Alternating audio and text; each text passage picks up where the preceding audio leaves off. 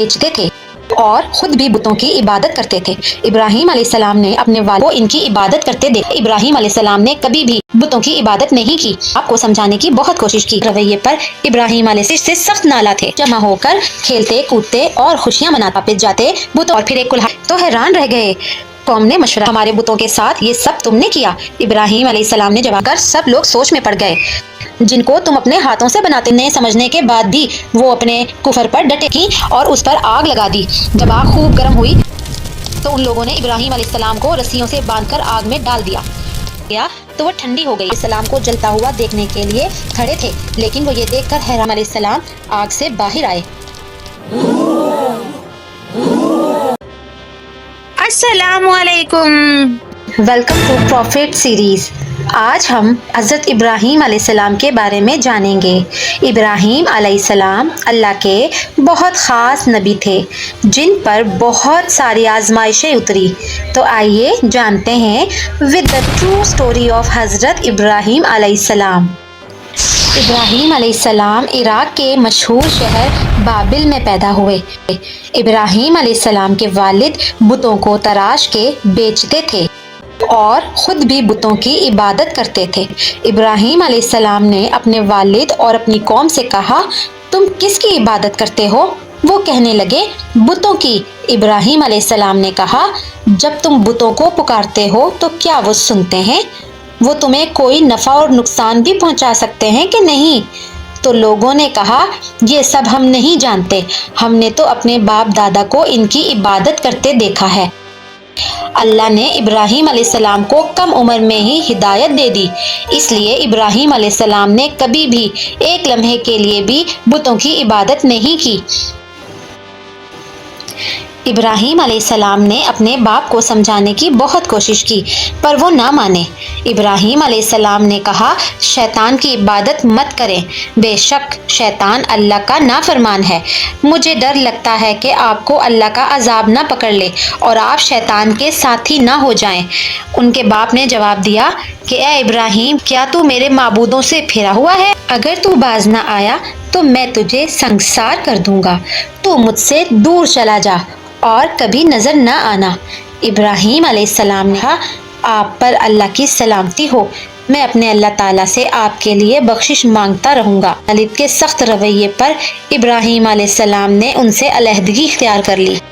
ابراہیم علیہ السلام بتوں کی پرستش سے سخت نالاں تھے۔ عید کے دن ان کی قوم کے لوگ کھانا بنا کر بتوں کے آگے رکھ دیتے، پھر شہر کے باہر ایک میدان میں جمع ہو کر کھیلتے کودتے اور خوشیاں مناتے۔ شام کو گھر واپس جاتے بتوں کے آگے جو کھانا رکھ جاتے تھے وہ اٹھا کر کھاتے، تبرک سمجھ کر۔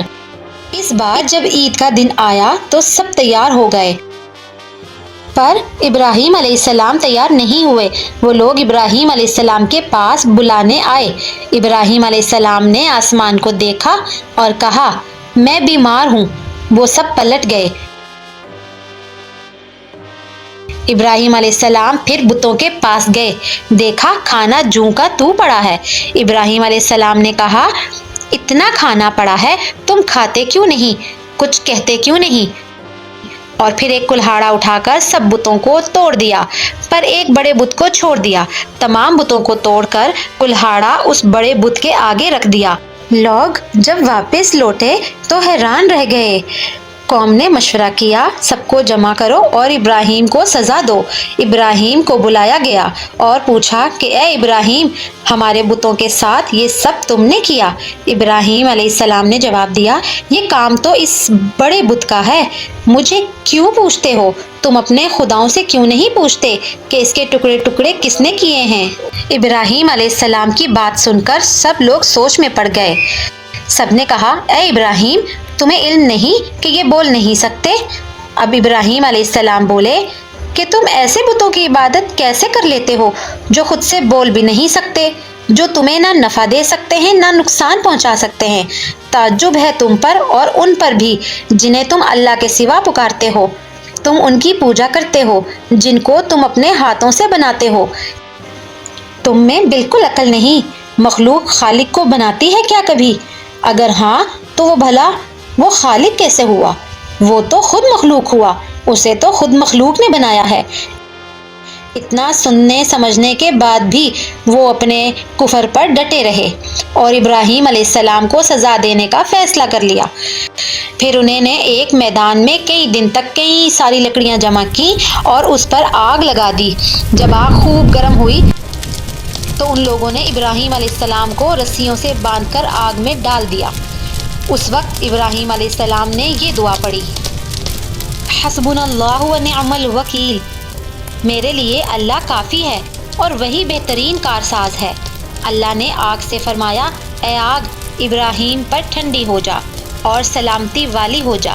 چنانچہ جب ابراہیم علیہ السلام کو آگ میں ڈالا گیا تو وہ ٹھنڈی ہو گئی۔ آگ بھی اللہ کے حکم کے بغیر نہیں جل سکتی کیونکہ یہ بھی اللہ کا ہی حکم مانتی ہے۔ آگ بھی اللہ کا حکم مانتی ہے کیونکہ یہ بھی اللہ کی ہی مخلوق ہے، یعنی اللہ نے ہی اسے بنایا ہے۔ آگ نے ابراہیم علیہ السلام کو نہیں جلایا، صرف وہ رسیاں جلائیں جس سے آپ کو باندھا گیا تھا۔ لوگ آگ کے آس پاس ابراہیم علیہ السلام کو جلتا ہوا دیکھنے کے لیے کھڑے تھے، لیکن وہ یہ دیکھ کر حیران ہو گئے کہ ابراہیم علیہ السلام بڑے وقار سے آگ کے درمیان بیٹھے ہیں۔ لوگ اس معجزے کو دیکھ کر حیران ہوئے۔ پھر ابراہیم علیہ السلام آگ سے باہر آئے